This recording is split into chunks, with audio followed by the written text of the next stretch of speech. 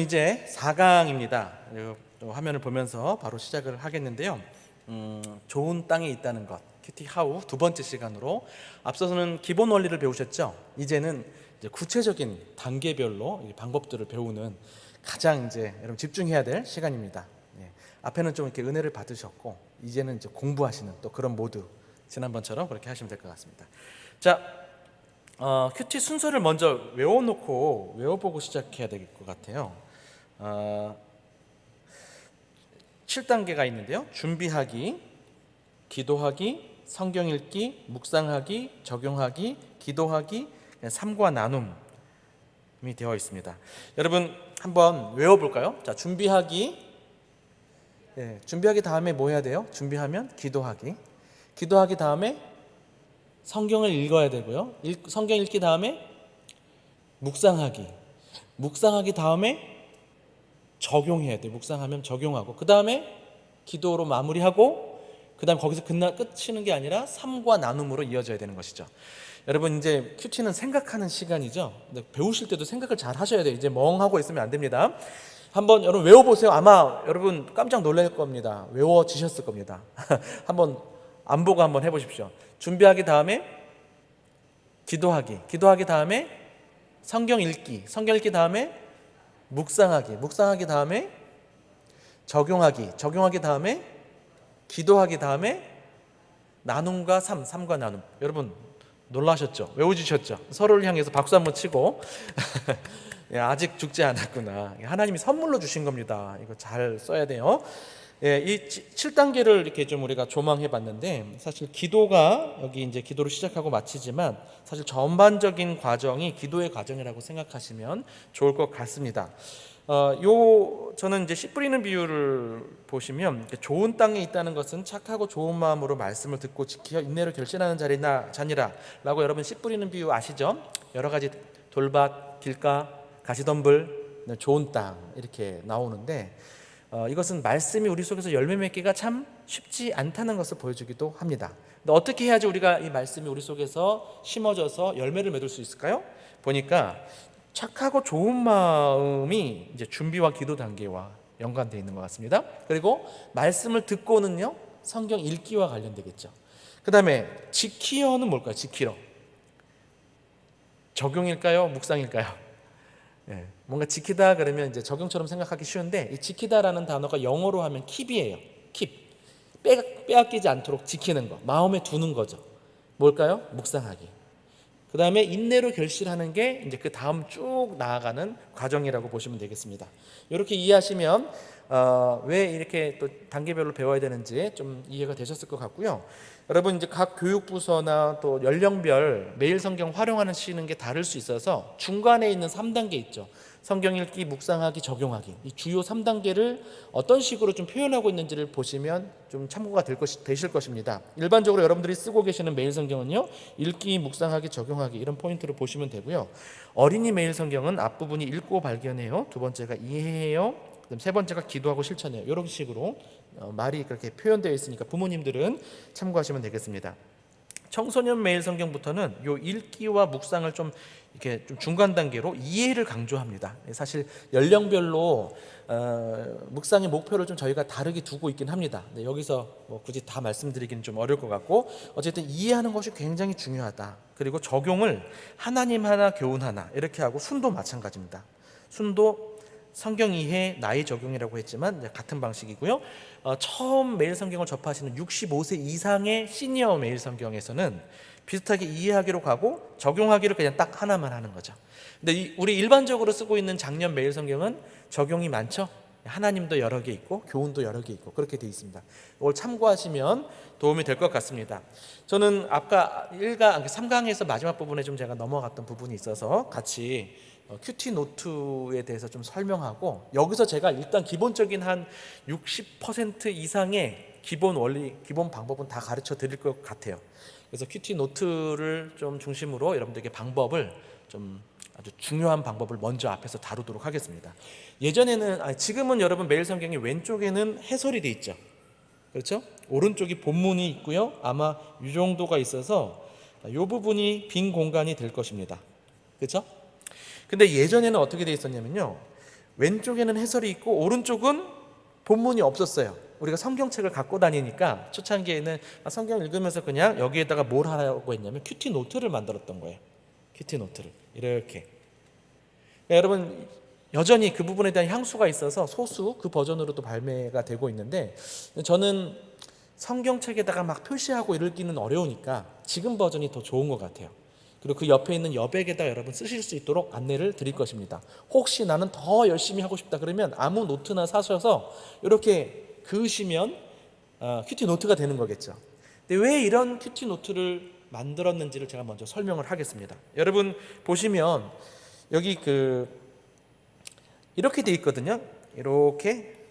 이게 뭐 어떤 글자 같습니까? 그냥 사각형이 아니고요. 4칸이 있지만 왕자를 그려놓은 거예요. 여러분 이거 굉장한 의미가 있는 것입니다. 처음에 하나님의 말씀을 큐티노트에 적을 때 왕 앞에 서서 어명을 받는 시간으로 이해를 하도록 한 겁니다. 처음부터 이 큐티노트를 썼었어요. 너무 귀하죠? 그냥 가볍게만 교제하는 게 아니라 왕이신 하나님과의 만남으로서 좀 무겁게 말씀을 받아들이면서 큐티노트를 하라고 이렇게 왕자처럼 돼 있어요. 그래서 이 부분에는 묵상한 내용을 적고 이 부분에는 적용한 내용을 적었던 것입니다. 위에는 우리 첫 번째 질문인 하나님은 어떤 분이십니까?와 관련해서 묵상 적용을 적고, 두 번째는 교훈, 하나님의 기대, 뜻 이런 부분들을 이 묵상과 적용으로 적게 했었던 겁니다. 이렇게 해서 큐티 노트를 만들었었어요. 그러니까 여러분 이런 방식으로 또 하셔도 좋은데, 일단 여러분들 큐티 노트가 없다는 걸 가정하고 빈 여백에 할 거니까 이 노트를 통해서는 원리, 방법을 먼저 가르쳐 드리고요. 그 다음에 이제 그것을 색깔 펜을 활용하셔서 어떻게 여백에 또 활용할 수 있을지까지 오늘 전해드릴 수 있으면 좋겠습니다. 자, 여러분 여기다 무엇을 기록해야 되고 여기다가 무엇을 기록해야 될까요? 그냥 여러분 직관적으로 하실 수 있어요. 그러니까 하나님 성경책을 본문을 읽으면서 오늘 본문에 나타난 하나님은, 여러분 평소 생각하는 하나님을 적는 게 아니에요. 그런 분들도 꽤 있으세요. 오늘 본문에 나타난 하나님이 어떤 분이신지 내가 새롭게 발견하든 아니면 원래 알았던 것인데 오늘 본문에서 강조하고 있다면 그 부분이 이제 여러분이 오늘 말씀을 통해서 또 만나는 하나님이죠. 그래서 미리 좀 말씀드리면, 저는 성경 본문에 있는 거, 예를 들어서 여러분 17절에서 어떤 구절을 발견했어요. 그러면 검정색으로 17절 한 다음에 이게 벌스라고 해서 V를 적습니다. 그 다음에 17절에 나와 있는 내용, 예를 들면 천지창조라고 합시다. 그러면 나만 알아볼 수 있도록 천지창조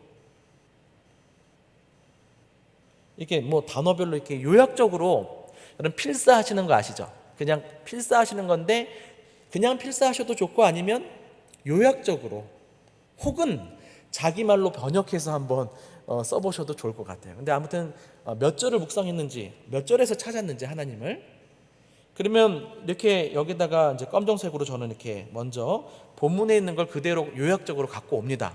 그 다음에 여기서 내가 발견한 하나님은 어떤 분이신가?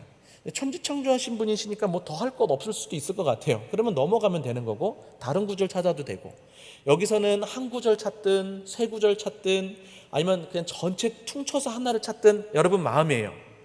근데 제가 이제 여러분들에게 쉬운 방법을 가르쳐 드리기 위해서 일단은 하나씩만 찾아라 이렇게 오늘 가르쳐 드리긴 할 건데, 어쨌든 이 천지를 창조한 것에 대해서 혼자 또 나의 언어로 바꿔볼 수 있으면 파란색으로 한번 더 적어보는 거예요. 그러니까 성경에 있는 본문을 그대로 갖고 오면 검정색으로 한번 요약적으로 쓰시고, 그 다음에 이것과 관련돼서 하나님이 어떤 분이신 것 같은지, 그러니까 이러면 이제 오늘도 하나님은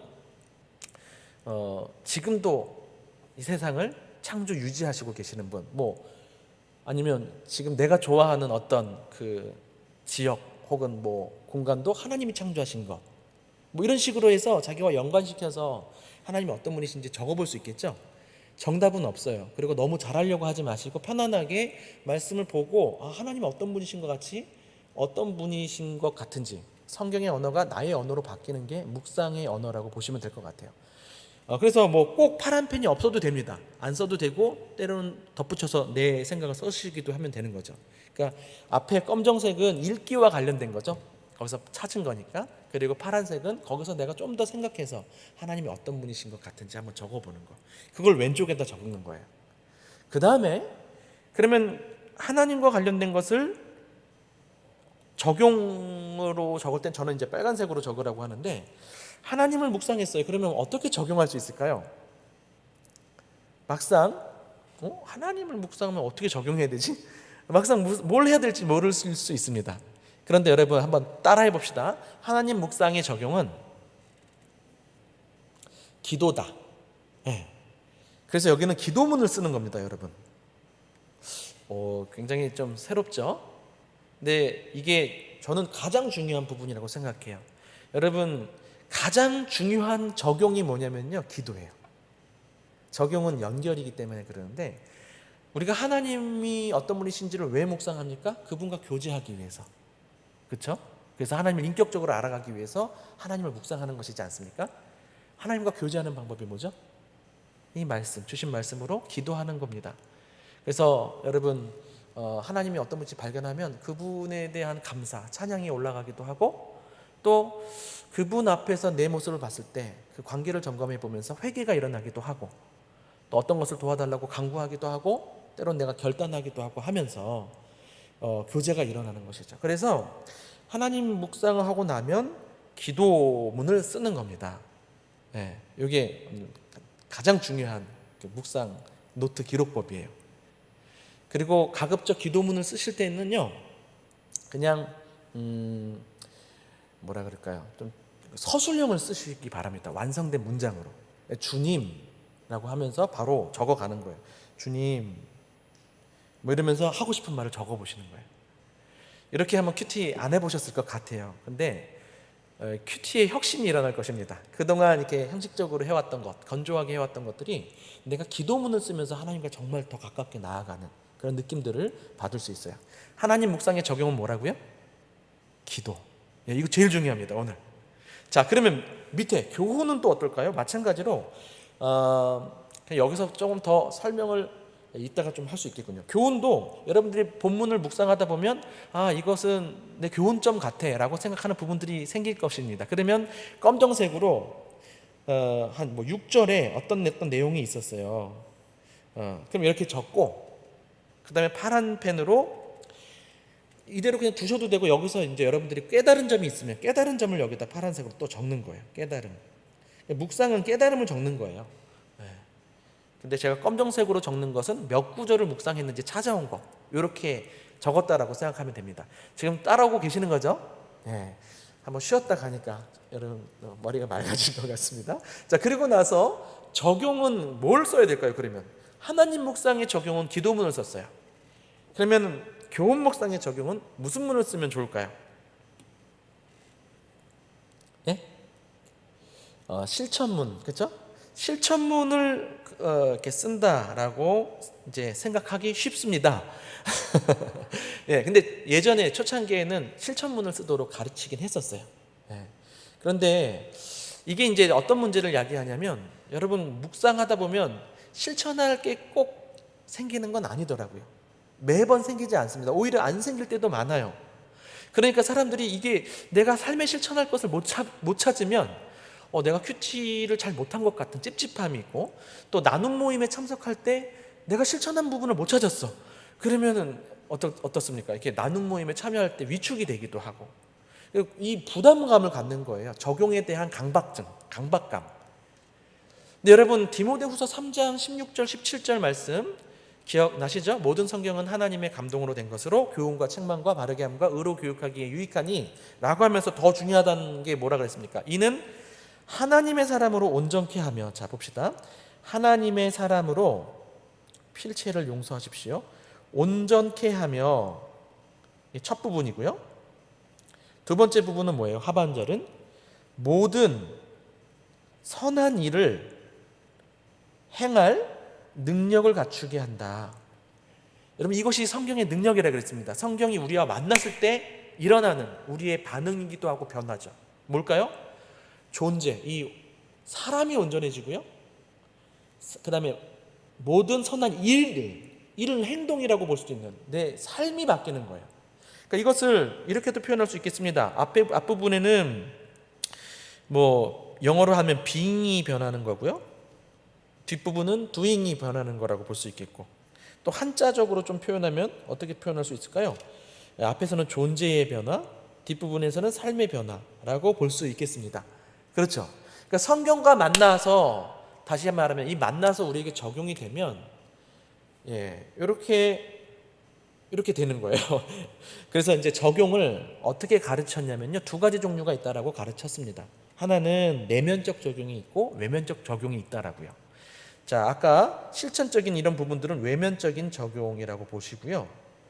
두 번째, 사람이 어떤 바뀌게 되는 것은 내면적인 적용이다라고 보는 겁니다. 그러니까 여러분, 우리가 하나님의 말씀을 묵상하고 내 구체적인 어떤 삶이 변할 수 있지만 어떤 실천사항은 아닐지라도 말씀을 통해서 내 생각과 마음이 또 어떤 태도가 바뀔 수 있겠죠. 그것도 적용이라고 하는 것이에요. 내면적인 적용. 말씀이 나한테 영향을 미쳤잖아요. 그래서 여러분, 뭐 꼭 어떤 행동을 하지 않더라도 내 생각을 바꾸는 거, 마음을 바꾸는 거, 또 하나님 앞에서 위로를 받는 것도 적용이 된 거거든요. 그러니까 내면적 적용, 외면적 적용. 그리고 때로는 여러분이 새롭게 깨달았어. 그리고 새롭게 어떤 깨달음과 느낌이 있었어요. 그러면 이미 내 생각이 바뀐 거잖아요. 그런 측면에서 때로는 묵상 자체가 적용이기도 한 거예요. 자, 이렇게 말씀드리니까 이제 여러분 좀 더 편해지셨죠? 적용에 대해서 좀 고민이 많으셨을 수 있습니다. 너무 힘주어서 하실 필요는 없어요. 그런데 가급적이면 실천적인 적용을 찾아보시되 그것이 안 나왔다라고 해서 너무 이렇게 불안해하실 필요가 없다는 겁니다. 내면적 적용도 있다는 것이죠. 자, 그러면 이제 실천문 아니고 뭘로 바꿔서 써주면 좋을까요? 그래서 이제 다짐문이라는 말을 또 한동안 쓰기 시작했습니다. 다짐문. 이러면 좀 내면적인 것이 담겨 있죠. 외적인 실천보다도. 여러분 지금 눈치채셨는지 모르겠습니다. 이 분위기를 제가 이것도 좀 부정하려고 하는 겁니다. 다짐문. 제가 어떤 문제 제기를 하느냐면요, 다짐문은 늘 미래적이야. 말씀과 내 삶이 만나면 말씀을 묵상하다가 내 과거에 유사한 사건이 떠오를 수도 있는 거거든요. 그렇죠? 근데 항상 뭐 미래를 바꾸려고 하는 거예요. 그래서 체크리스트 딱 적고 맨날 체크리스트 검증하듯이 그런 방식으로만. 그것도 귀한 건데, 여러분 묵상은요, 그러니까 적용이라는 단어가 참 어려운 단어이긴 합니다. 그런데 제가 오랫동안 좀 나름 좀 연구한 시간들이 있었습니다. 근데 결론을 냈습니다. 적용은 실천 아닙니다. 우리는 적용한 것을 실천하게 되기도 하지만 적용 자체가 실천이 아니에요.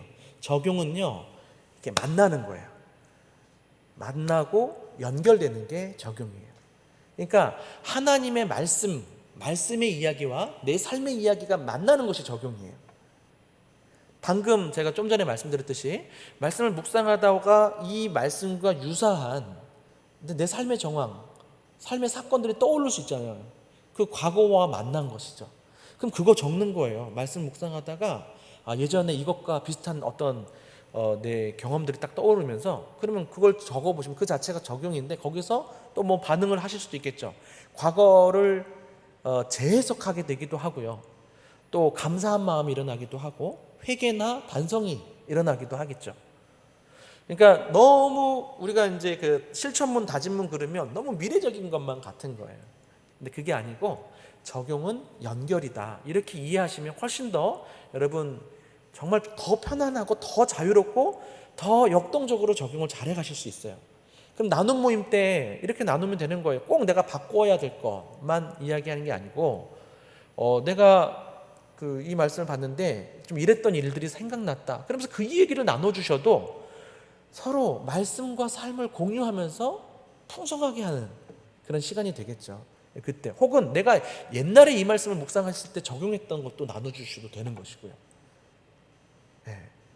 좀 확장이 되시나요? 적용이라고 할 때 우리가 굉장히 좀 어려운 단어이긴 합니다. 근데 너무 우리가 고정적으로 실천만 생각하는 경향이 있어 왔는데 이것을 한번 좀 확장시킨 게 내면적 적용이 있다, 이 부분이었고요.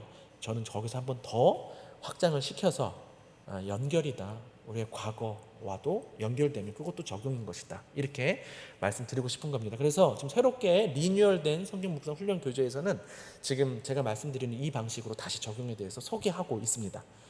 예, 그래서 뭘 쓰면 좋냐? 여기에다가는 일기문을 쓰시라 이렇게 말씀드리고 싶어요. 일기문.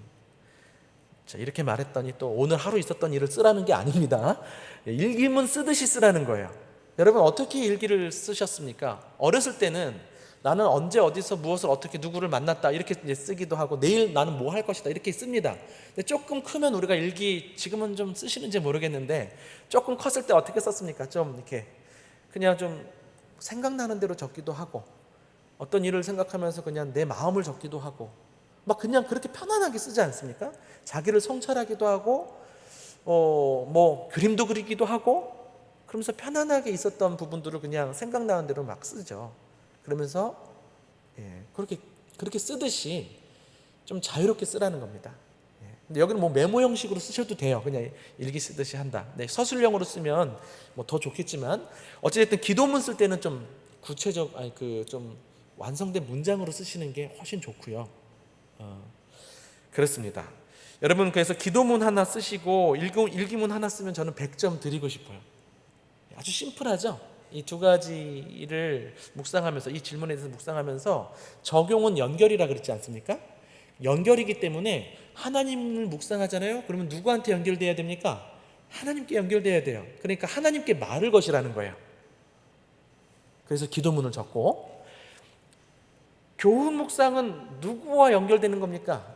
나와 연결되는 거죠. 나의 삶에. 그러니까 나에게 말을 거는 거예요.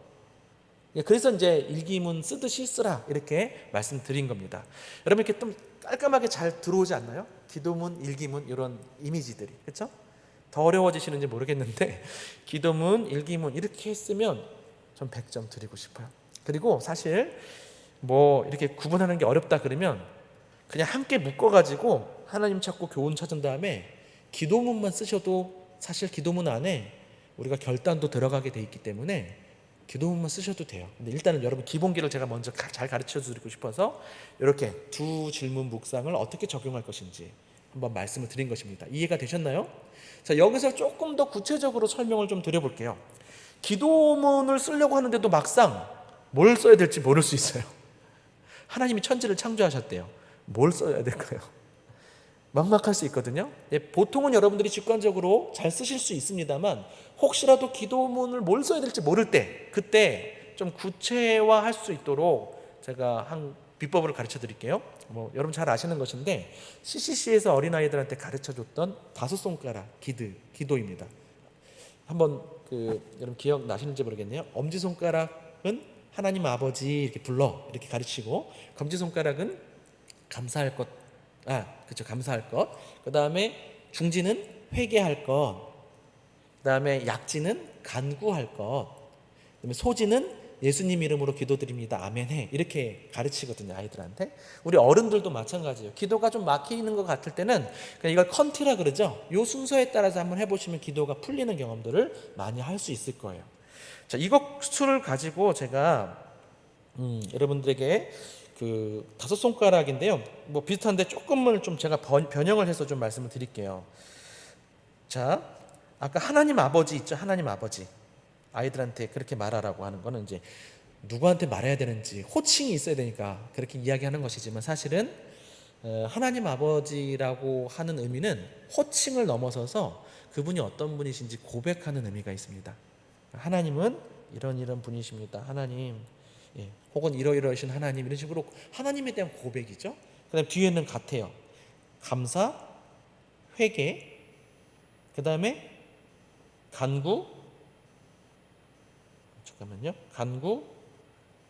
그 다음에 마지막 예수님의 이름으로 기도드립니다. 아멘. 그것만 조금 바꿔서 제가 결단을 좀 추가해서 여러분들에게 설명하면 외워지시죠? 고백, 감사, 회개, 간구, 결단.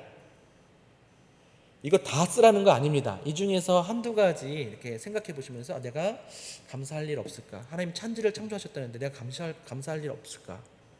그래서 우리 아내도 사랑하는 아내도 하나님께서 창조해 주셔서 감사하다. 이렇게 갈 수 있는 거죠. 그렇죠? 또 회개할 거. 하나님께서 창조해 주신 걸 내가 주인이 돼서 마음껏 이렇게 했던 거, 자연을 잘 돌보지 못했던 거, 뭐 막 무궁무진하게 나올 수 있어요. 그게 기도이면서 적용인 거예요. 그렇죠? 감사, 회개, 간구, 결단까지. 근데 저는 여기서 특별히 이 고백적 요소를 여러분들에게 좀 한 번 더 강조해 드리고 싶어요. 여러분, 그 기도는 관계이죠, 대화이죠. 특별히 여러분들이 자녀들과 대화할 때 언제 가장 행복하신지 한번 돌아보십시오. 1번, 엄마 나 이런 거 할 때 엄마 이런 거 해주셔서 너무 감사해요. 이때 행복한가요? 기쁘죠? 2번, 엄마 제가 사실 이 문제 때문에 좀 죄송합니다 이러면서 엄마한테 진정성 있게 이렇게 사과하고 용서를 구합니다. 이거 기쁘신가요?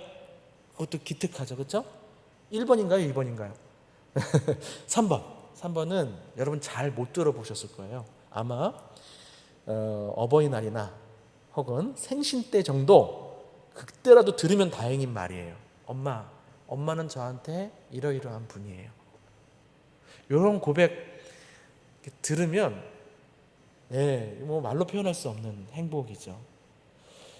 굉장히 중요한 요소입니다. 서로에게 고백하는 거. 그런데 하나님과의 관계에서도 마찬가지예요. 하나님이 우리가 감사해야 하는 것도 좋아하시고 회개하는 것도 기뻐하시지만 정말 하나님께서 기쁨을 이기지 못하여 하는 부분들은 고백입니다. 하나님은 이런 분이십니다.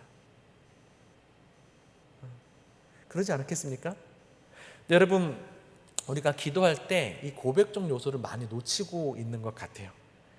여러분, 큐티의 묘미가 저는 여기에 있다고 생각해요. 많은 분들이 큐티 따로 기도 따로인 경우가 많은데 묵상 나눔해도 실컷 묵상 나눔 해놓고 기도는 다른 기도 제목만 하는 거예요. 그렇게 되는 게 아니라 묵상에서 길러진 기도로 나아가는 게 중요합니다. 나머지도 하시되. 그런데 정말 우리가 묵상하면서 할 수 있는 정말 좋은 그 기도의 특권이 뭐냐면 오늘 본문에서 만난 하나님이 어떤 분이신지를 고백해 드리는 거. 굉장히 또 다른 관계의 지평을 열어줄 것입니다. 물론 앞에서 여러분들이 하나님이 어떤 분이신가를 썼잖아요. 그 자체가 그냥 고백인 것입니다. 하나님이 이러이러한 분이십니다. 이렇게. 그래서 다시 쓰셔도 좋고 아니면 그거 썼으니까 빼놓고 한두 개 다시 써도 되고 이렇게 하면 구체화시킬 수 있습니다. 기억 이제 정리가 되셨나요? 자, 그 다음에 밑에 있는 그 교훈의 적용도 조금 더 구체화시켜 드릴 수 있는 부분이 있는데 여러분 교훈 묵상의 적용도 여러분 편안하게 일기 같은 거 쓸 수 있는데 특별히 조금 더 그래도 막연하다 뭘 해야 될지 모르겠다 그러면 사칙연산을 기억하십시오. 사칙연산이 뭡니까? 는 플러스 마이너스 곱하기 나누기. 는은 원래 아닌가? 어쨌든 플러스 마이너스 곱하기 나누기. 그럼 여러분 다 직관적으로 알아요. 내가 더 해야 될 게 뭘까? 빼야 될 게 뭘까? 곱해야 될 게 뭘까? 하던 거 더 잘해야지. 또 나눠야 될 게 뭘까? 나누고 섬겨야 될 게 뭘까? 이런 부분들로 이렇게 좀 그냥 쓰실 수도 있지만 좀 마땅히 떠오르지 않을 때는 아까 말씀드렸듯이 5손가락 기도나 사칙연산을 활용하시면 좋다 이겁니다. 이해되십니까? 여러분 여기까지 하면 벌써 한 60% 이상 묵상에 대한 방법을 다 배우신 겁니다. 좀 어떻게 하는지 좀 감을 잡으셨죠? 이렇게 한번 해보고 싶죠? 정말이에요. 저는 뭐 다른 건 몰라도 기도문 하나 쓰는 거는 혁명적인 그러한 여러분 큐티의 변화가 일어날 것입니다. 기도문은 꼭 여러분 쓰셨으면 좋겠어요. 이게 이제 두 질문 묵상 큐티 노트입니다. 그리고 제가 말씀드렸듯이 이런 것을 우리가 큐티 노트가 없다면 그냥 여백에 어떻게 써야 될지 좀 이따가 설명을 하기로 하겠습니다. 자, 그러면 이제 7단계를 빠르게 좀 이제 진행을 좀 해볼게요. 첫 번째 단계가 준비였습니다. 준비는 이제 외적인 준비를 말하는데요. 시간과 장소를 정하셔야 돼요. 정해진 시간과 장소가 있어야 됩니다. 여러분 언제 큐티를 하십니까? 또 언제 큐티를 하고 싶으십니까? 아마 여러분 일상이 별로 안 바쁜 것 같으면서도 다 차 있을 겁니다. 결국엔 여기서는 싸움이 필요한 거예요. 우선순위의 싸움. 이 큐티하는 시간과 공간을 만들려면 그 이전에 차지하고 있었던 것을 몰아내야 되는 그런 부분이 있다는 것을 각오하시고 하셔야 됩니다. 그래서 1번이 제일 중요해요. 제일 어렵기도 하고요. 그래서 여러분 시간과 장소를 정하는 게 좋습니다. 그리고 정해진 시간과 장소에서 우리는 더 질 높은 관계를 맺을 수 있죠. 자, 특별히 여러분 밤에 하시는 분들이 계실 수 있어요. 그렇다면 저는 여러분들에게 다음날 큐티 본문을 하라고 말씀드리고 싶습니다. 왜 그렇다고 생각하십니까? 첫 번째는요, 앞서 말씀드렸듯이 큐티는 하는 게 아니라 사는 것이기 때문에. 그렇죠? 그래서 오늘 밤에 내일 본문을 묵상하고 자는 거예요. 그러면 아침에 일어났을 때는 바쁘고 분주하니까 어제 묵상했던 것을 다시 살펴보면 이제 확실히 들어오죠. 그럼 그 말씀대로 살아갈 수 있겠죠, 그 하루를. 그래서 다음날 본문을 하시면 좋고요. 두 번째 이유도 있습니다. 성도의 교제를 위해서입니다. 여러분, 사도신경에서 고백하는 세 가지 믿음이 있죠. 하나님 아버지를 믿고 그 아들 예수 그리스도를 믿는다고 고백합니다. 세 번째 고백이 뭡니까? 성령을 믿사오니. 근데 성령의 뭐를 믿는 것입니까? 성령의 여러 가지 역사 중에서 성도가 서로 교통하는 것. 그 교통이 코이노니아라는 단어인데요. 헌신을 동반한 그 사귐, 교제, 이것을 의미합니다. 신령한 교제, 여러분들 교회 안에서 잘 누리고 계실지 모르겠습니다. 옛날에는 좀 그런 분위기가 있었죠. 만나면 늘 신앙 얘기하고 그러기 쉬웠는데 지금은 만나면 다른 얘기를 더 많이 하는 것 같고, 오히려 신앙 얘기를 하는 게 정해진 뭐 어떤 구역 예배 시간이나 이런 게 아니고서는 괜히 어색하기도 하게 된 것 같아요. 너무 죄송합니다만, 목사이지만 제 주변의 동료 목사님들을 만날 때도 말씀을 나눈다기보다 뭐 쇼핑 싸게 한 이야기들 막 서로 신나게 하고, 이거 저기 가서 사면 싸, 그게 더 편하시고 이렇게 돼버린 것 같아요. 좀 이상한 것 같습니다. 근데 아까 하나님은 말씀을 같이 나누고 공유하기를 원하셨잖아요. 성도의 교제를 여러분 회복하셔야 되는데, 교회마다 분위기가 달라요. 어디는 말씀을 중심인 교회가 있고 어디는 교제가 중심인 교회가 있고 그래요. 은평교회는 어떻습니까? 둘 다 있는 교회죠. 그렇죠? 예, 또 여러분 오래된 교회고 서로 친밀한 관계이기 때문에 훨씬 더 여러분 그 뭐랄까 강점이 있는 것 같아요. 예, 그런데 신령한 교제가 돼야 돼요. 말씀이 중심이 돼. 그런 교제를 여러분 회복하시기를 바랍니다. 가정에서도 관계가 좀 어색해지고 대화가 끊겼을 때 어떻게 하면 회복이 될까요? 가장 좋은 방법이 뭐냐면 같은 드라마를 보는 거라더라고요. 같은 드라마.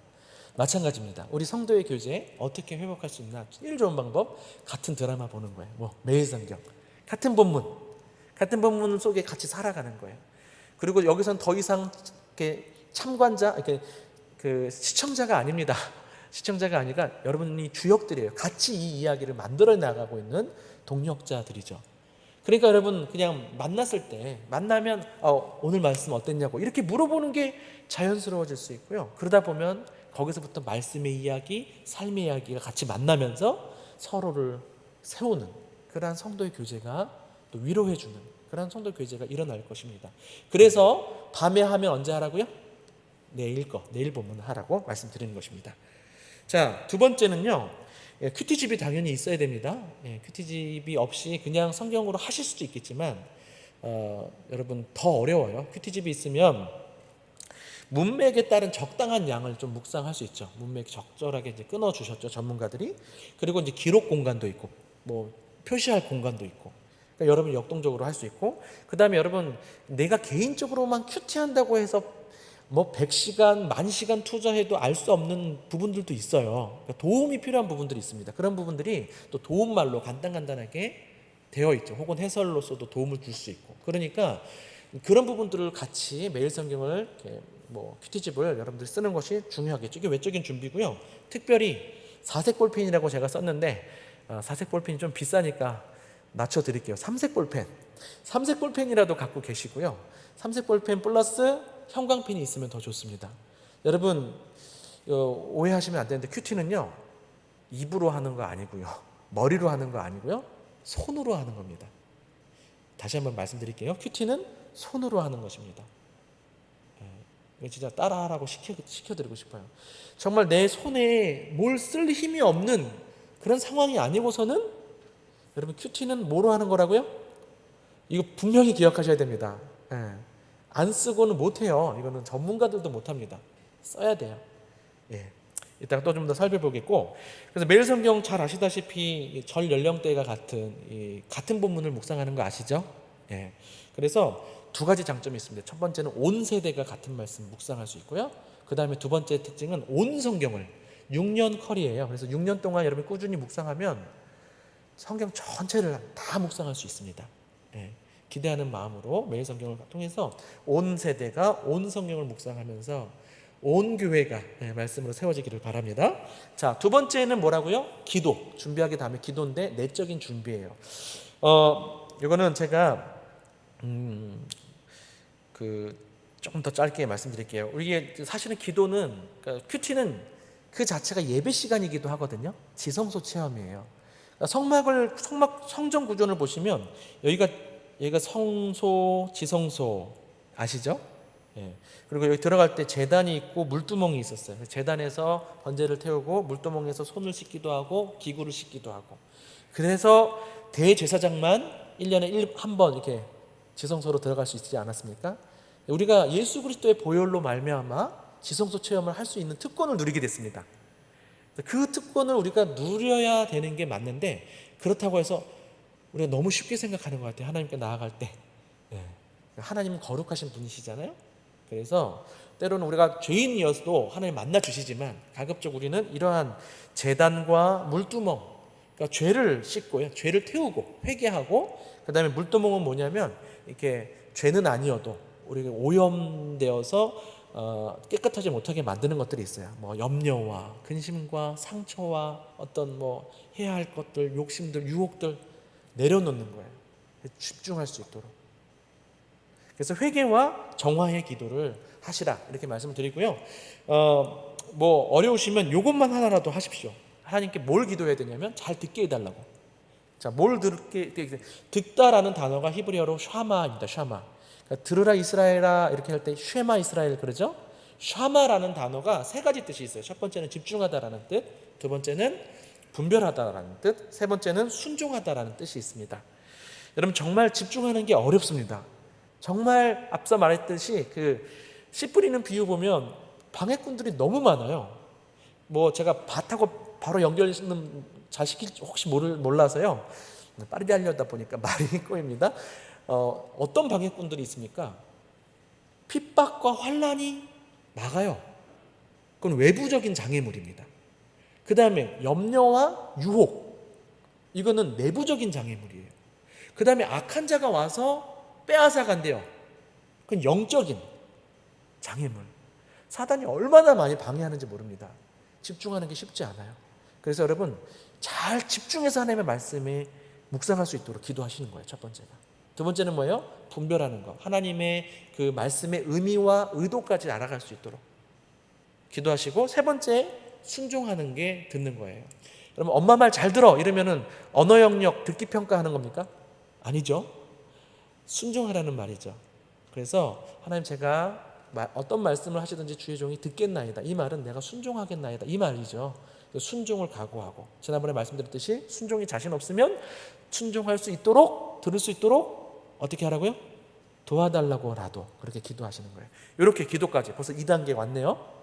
자, 그 다음에 이제 사실 4, 5단계 그 묵상과 적용을 앞부분에서 많이 다뤘기 때문에, 그렇죠? 근데 조금 더 다뤄드리겠지만 3단계가 또 어떻게 보면 또 핵심적인 부분일 수 있어요. 근데 여기는 제가 늘 고민하면서 가르칩니다.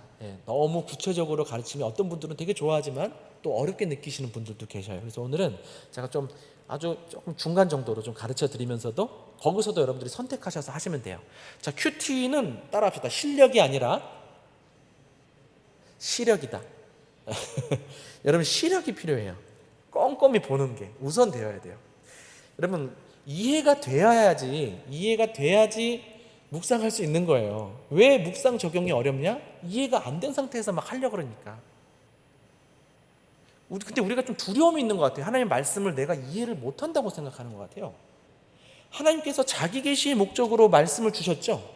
그러면 어려운 암호 코드로 주셨겠습니까? 아니면 쉽게 알아들을 수 있도록 주셨습니까? 쉽게 주셨겠죠. 세종대왕이 한글을 왜 만드신지 아십니까? 큐티하라고. 정말입니다. 정말. 너무 감사해요. 우리 언어로 번역되게 하셔서 분명하게 하나님을 알아갈 수 있게 하셨는데도 우리는 이 말씀을 굉장히 이렇게 어려워해요. 그래서 이 말씀을 굉장히 경외하는 듯하지만 이건 너무 귀한 말씀이고, 그래서 이건 내가 함부로 해석하면 안 된 말씀이고 막 그러면서 굉장히 높이는 것 같지만 멀어지고 있어요. 그렇지 않아요. 하나님은 우리에게 주신 거예요. 가까이 하도록 주신 거예요. 쉽게 써주셨단 말이에요. 또 제 아내 자랑을 하나 해야겠네요. 아내가 영어를 굉장히 잘합니다. 네. 그래서 저한테 딱 이런 말을 해요. 오빠는 영어만 잘하면 완벽해. 이 말은 영어 빼고는 저 다 괜찮다는 거예요. 네. 제가 자기 자랑도 좀 했습니다. 네. 죄송합니다. 근데 어찌됐든 그러면서 하는 말이 있어요. 오빠, 미국 바보들도 영어해. 저를 놀리려고 하는 게 아니라 아내가 봤을 때는 제가 영어에 대한 두려움이 있다라고 생각하는 거죠. 그러니까 한국인들이 영어를 공부할 때 제일 어려운 장애물이 심리적 장애물이라 하더라고요. 어렵다 생각하는 거예요, 미리. 근데 마찬가지예요. 우리가 성경을 어렵다라고 생각하고 있는 것 같아요. 그렇지 않은데, 명료하게 주셨는데 믿음이 필요합니다. 성경은 쉽습니다. 그리고 큐티도 쉽습니다. 아멘. 예, 믿으셔야 돼요. 예, 이해할 수 있다고요. 이거 목사님만 이해할 수 있는 게 아니에요. 예, 그래서 읽기에서 중요한 목적은요, 내용을 이해하는 겁니다. 내용을 이해하는 거. 내용을 이해하기 위해서 뭐가 제일 좋을까? 두 가지 팁을 알려드리면, 첫 번째는 여러 번 반복해서 읽는 거죠. 예, 여러 번 반복해서 읽으면 이해가 더 잘 될 것입니다. 여러분 몇 번 읽으시나요? 큐티 하실 때? 보통 우리 이제 사역자들이 큐티를 가실 때 적어도 3번 이상 읽으라고 많이 그렇게 강조해도 이게 쉽지 않나 봐요. 그래서 제가 좀 많이 타협했습니다. 최소 2번 이상은 읽으라고 말씀드리고 싶어요. 한 번은 머리로, 한 번은 가슴으로. 네. 근데 여러분 한 번 읽고는 큐티하기 어렵습니다. 이건 분명한 사실이에요. 한 번 읽고는 어려워요. 2번 이상은 읽어야지 이해가 됩니다. 그 다음에 또 중요한 팁은요, 비법은 내용을 요약하는 거. 자기가 한 2-3줄로 요약을 하려고 하면 내용이 이해가 되어버려요. 신기해요. 자, 근데 이거는 너무 공부하는 것처럼 느껴질까봐 제가 강요하고 싶지는 않고요. 선택사항으로 드리고 싶어요. 잘 이해하기 위해서는 요약하면 좋아요. 예. 자, 그리고 이제 실질적인 부분입니다. 여러분들 이제 큐티 책을 펴시죠. 자, 펼치기 전에 뭐 해야 될까요? 기도해야 된다고 말씀드렸고, 피시면 어떻게 되는가? 자, 봅시다. 첫 번째는 제가 이제 3가지를 가르쳐 드리려고요. 첫 번째는 흐름 따라 읽으셔야 되고요. 두 번째는 표시하면서 읽고, 세 번째는 메모하면서, 기록하면서 읽는다. 이 부분을 좀 제가 이제 기술적으로 알려드리려고 그랬는데, 여러분, 이 문맥이 중요합니다. 문맥. 그렇죠? 그래서 우리가 뭐 카톡 메시지라든지 어떤 일부분만 가지고 보면 오해하기 쉽고, 또 그렇게 하다 보면 이제 가짜 뉴스가 생산되기도 하는 거겠습니다. 근데 하나님의 말씀도 문맥이 중요해요. 그래서 여러분 오늘 말씀을 묵상하기 전에 전날 본문을 먼저 피시는 거예요. 전날 본문을 먼저 피셨다가 간단하게 좀 이렇게 자기가 기록한 거 살짝 스캔하는 거죠. 1-2분 내로. 다 묵상하라는 게 아니라, 그러면 어제 본문이 전체적으로 어떤 내용이었는지 그 제목을 보셔도 되고, 중심 내용을 보셔도 되고, 여러분들이 썼던 내용들을 좀 보셔도 되고, 금방 보실 겁니다. 그리고 그 전날 본문에 이어서 오늘 본문을 보시면 전날 본문과 오늘 본문이 어떤 관계에 있는지 이렇게 또 생각이 될 수도 있어요. 반대에 대한 이야기, 대조되는 이야기를 하는지, 더 강화하는 이야기를 하는지, 비슷한 내용을 또 이어지는지, 그러면 흐름 잡고 감을 잡고 할 수 있다는 것이죠.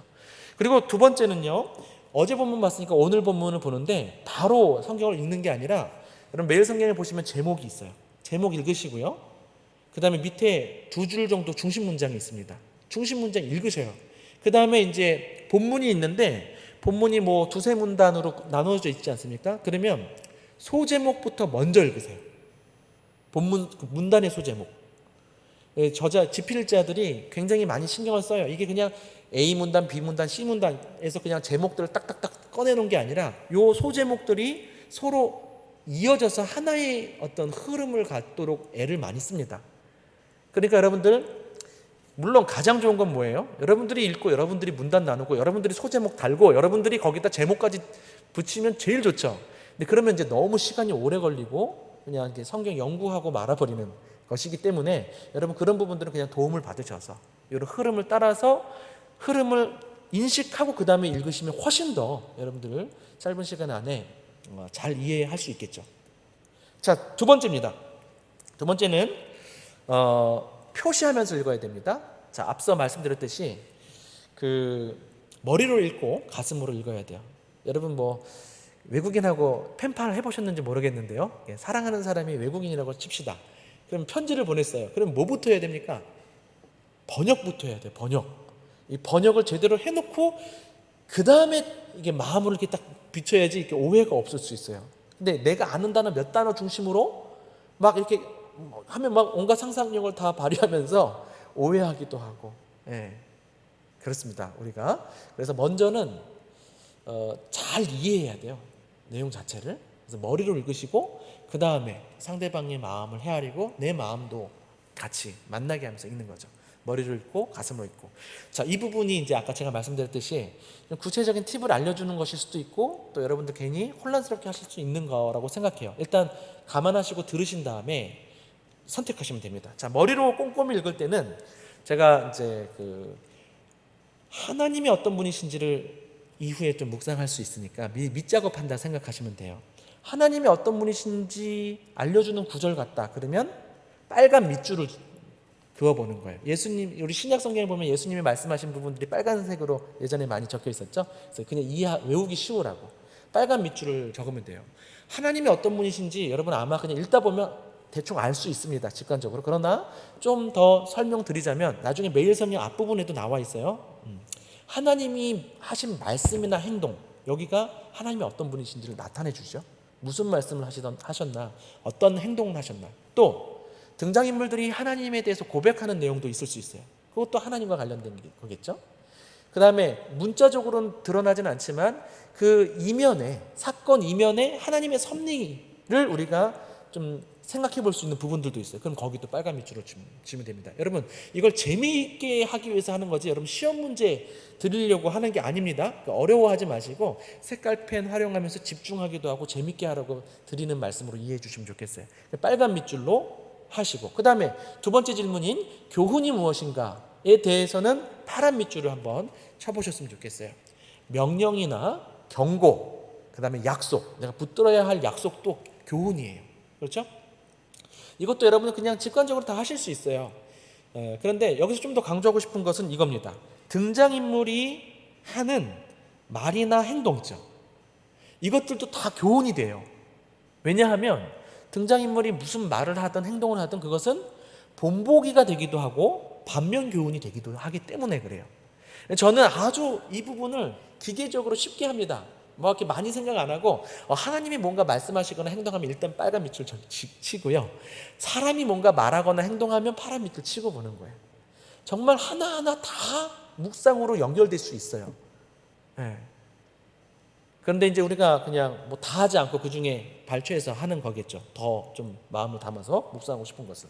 그 다음에 이 부분은 그냥 보너스로 좀 알려드릴게요. 여러분 더 꼼꼼하게 보기 위해서 관련 있는 단어들을 이렇게 세모를 쳐가면서 서로 연결해 주는 거. 이런 식으로도 여러분 묵상해 보시면 좋겠어요. 이렇게 소위 조각 모으기다 이렇게 표현하기도 하는데 2절에 나와 있는 어떤 단어랑 8절에 나와 있는 어떤 단어가 같기도 하고 또 비슷하기도 하고 그러면 이제 성경 저자들이 이런 부분을 강조하는 것일 수 있겠구나 해서 서로 연결을 해주는 거예요.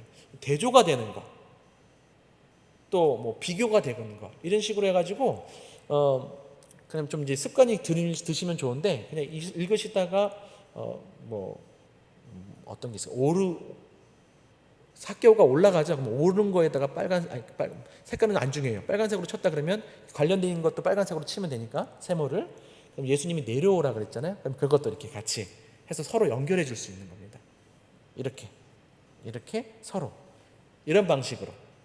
혹은 뭐 강조되는 부사나 뭐 이런 것들 있을 때도 그냥 세모 쳐주셔도 좋고요. 그다음에 중요 단어 같이 생각된다, 키워드처럼 생각된다. 그런 건 그냥 밑줄 그셔도 되고. 혹은 두 줄 밑줄 그셔도 되고. 자, 어떻습니까? 재밌을 것 같나요? 아니면 좀 복잡해지고 계시나요? 네, 한번 해보시되 저는 이 중에서 딱 하나만 하라 그러냐면 여러분 우리가 이제 하나님 묵상을 놓치지 않기 위해서 요거 하나님은 어떤 분이신가 요거 빨간 밑줄 치는 것 정도는 하나 한번 해보시면 좋겠다 싶습니다. 자, 그 다음에 머리로 읽었으니까 이제 가슴으로 읽어야 되겠죠? 가슴으로 읽을 때는 형광펜을 사용하셔서 제가 이거 좀 이것도 좀 외우도록 하고 싶은데요. 중학교 이름을 하나 좀 말씀드릴게요. 감의세중. 제가 만들었는데 여러분 이게 외워진다는 사실. 감의세중. 감은 뭐예요? 감동이 되는 것, 마음에 와닿는 거죠. 의는 의문이 드는 것, 세는 새롭게 깨달은 것, 그 다음에 중은 뭘까요? 중요하다고 생각하는 것.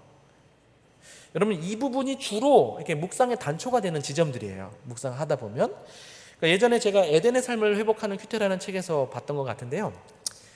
성령님 하나님께서 이스라엘 백성들을 민수기에 보면 이렇게 어디서는 불기둥과 구름기둥으로 머무르게 하시고 또 이동하게 하시잖아요.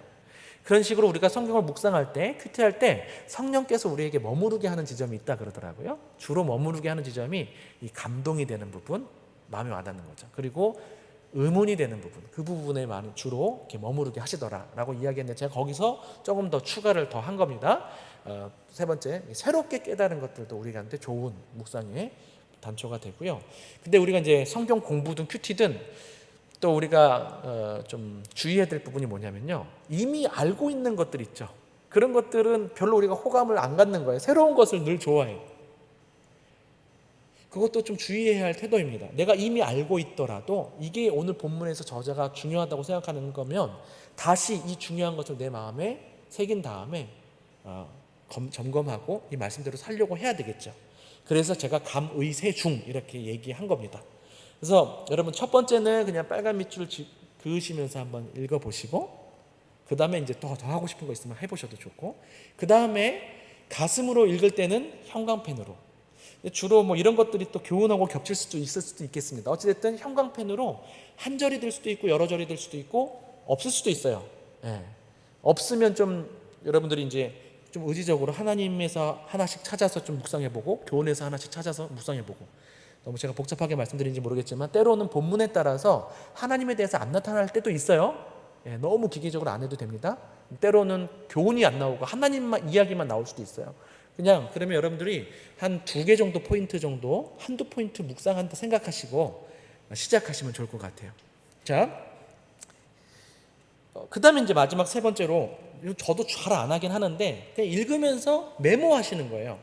여기서 키워드가 뭔지 그냥 키워드가 있으면 한번 다시 적어보기도 하고, 그냥 읽는데 바로 어떤 질문이 떠오르던가 어떤 상황이 떠오를 수도 있고 어떤 그냥 떠오르는 생각들이 있을 수 있어요. 그러면 이제 메모를 그냥 하는 거예요. 이 자체가 묵상은 아니고요. 이렇게 그냥 브레인스토밍 하듯이 적어봤다가 나중에 더 깊은 묵상으로 이어갈 수 있겠죠. 그 다음에 아까 말씀드렸듯이 만약에 내용을 요약할 수 있으면 좋긴 하다. 그 정도로 말씀드리겠습니다. 지금 거의 다 했네요. 그렇죠? 준비, 기도, 그 다음에 읽기까지 왔어요. 그럼 묵상과 적용도 여러분들에게 제가 말씀드렸었는데요.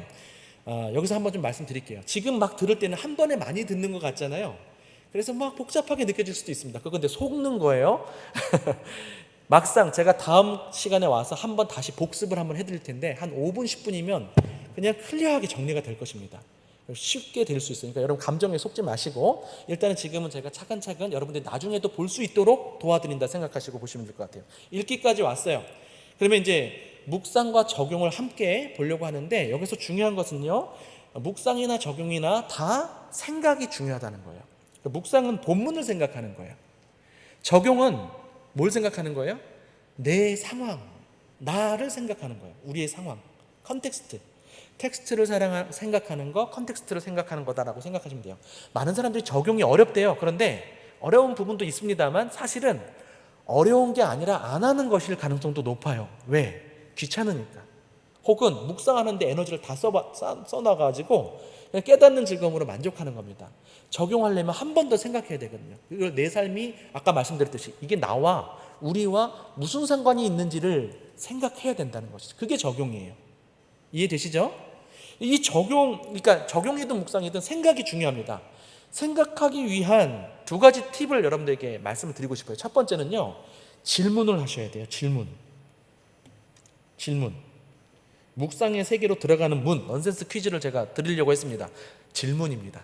우리는 질문해서 아는 것이 우리가 아는 것이 되겠죠? 질문을 던지십시오. 저는 어떤 구조를 저한테 가져와도 저는 거기다가 왜라는 질문을 던지면 다 묵상할 수 있다고 생각합니다. 한 90% 이상은. 네. 네. 이 말을 드리고 싶은데 좀 넘어가겠습니다. 자, 그리고 그 두 번째 팁은요, 기록하기예요. 기록하기. 여러분, 이게 다 우리가 일상생활에서 다 쓰는 방법들입니다. 근데 그걸 역으로 잘 활용하시면 큐티할 때도 도움이 많이 됩니다. 일반은총으로 주신 지혜들이죠. 여러분, 우리가 기록을 하잖아요. 왜 제가 펜이 중요하다라고 이야기하냐면, 기록하려면 생각할 수밖에 없고요. 그리고 기록해 놓으면 다음 생각으로 이어집니다. 연상작용이 발생하는 겁니다. 저도 설교를 준비할 때 막 진짜 뭘 설교해야 될지 잘 모르겠고 기도를 열심히 해도 이게 잘 전환이 안 되고 그럴 때가 있어요. 그런데 한 문장, 첫 문장 쓰고 나면 희한하게 이어집니다. 써지는 거예요. 여러분, 큐티 할 때 뭐라도 쓰십시오. 뭘 써야 될지 몰라도 그냥 뭐라도 쓰십시오. 그러면 이제 여러분 계속 흔적이 이렇게 나타나게 될 것인데, 우리끼리는 그런 말 합니다. 창조는 손끝에서 온다. 어떤 목사님은 혀끝에서 온다라고도 하더라고요. 그냥 말하면서 막 생각이 나는데요. 어찌됐든 우리가 이러한 감각들을 활용할 때 훨씬 더 풍성하게 생각하고 이해할 수 있어요. 우리 선조들은 서당에서 어떻게 공부했나요? 그냥 눈으로 공부하지 않았습니다. 입으로 말하고 몸을 흔들고 온몸으로 계속 더 집중해서 기억했죠. 생각하기 위한 두 가지 팁인데요. 흐릿한 잉크가 선명한 기억보다 낫다. 여러분, 어제 본문 묵상한 거 오늘 나누려고 그러면 다 까먹어서 뭐 오늘 나눠야 될지 모를 겁니다. 휘발성이 굉장히 강합니다, 우리가. 그래서 써두시는 게 좋겠고요. 제가 이렇게 그 사자성어로 큐티와 관련된 가장 중요한 그 사자성어를 좀 소개하고 싶습니다. 한번 따라해 볼까요? 적자생존. 적어야 사느니라. 물론 다른 뜻이죠, 원래는.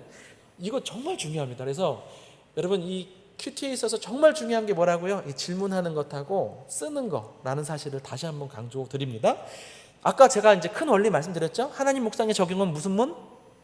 기도문. 교훈 묵상의 적용은 무슨 문? 일기문. 여러분 거의 완성합니다. 근데 여기서 계속 더 구체화시킬 필요가 있습니다. 어찌됐든 아까 적용도 질문이 필요해요. 예를 들면 여러분 그냥 참고만 하십시오. 다리 놓기 질문들을 막 던지시면 좋아요. 제가 적용에 도움을 드리기 위해서 좀 썼습니다. 이 단어는, 이 말은 나한테는 어떤 의미일까? 이것과 유사한 내 상황이 있는가? 또 자기 성찰 질문도 있어요. 나는 지금 하나님과의 관계에서 어떤지, 또 자기를 돌아보는 질문, 반성 질문.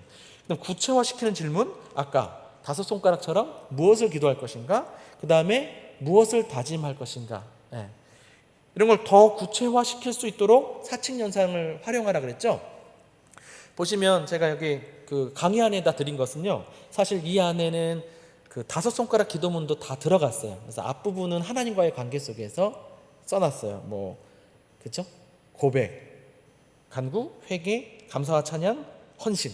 그 다음에 파란색으로 제가 써있기도 했는데, 여러분 그 강의 안에다가 보시면 내가 해야 할 거, 결단할 거, 이런 식으로 본받을 점, 이런 식으로 이렇게 써 있습니다. 그거를 보시면 좋고요. 나중에 또 말씀드리려고 했지만, 여러분 가정에서 큐티 나눔 할 때도 그냥 아이들하고 보물찾기 하듯이 아스텔지에다가 이거 딱 판 만들어 놓고 오늘 본문에서 보물 찾아보자. 플러스에 들어갈 거 뭘까? 그러면 아이들이 읽기, 묵상, 적용 이런 거 구분 못해도 상관없어요. 여러분 너무 그걸 단계적으로 가르치지 않아도 되십니다. 그냥 뭐라도 적다 보면 그것이 알아서 적용까지 이어질 거예요. 그런 식으로 아이들하고도 나누기도 좋고 여러분들도 도움을 얻을 수 있습니다. 자, 그래서 적용에 있어서 아까 제가 실천적 적용만 있다고 이야기하지 않았죠? 그렇지만 그럼에도 불구하고 우리는 실천적 적용도 중요합니다.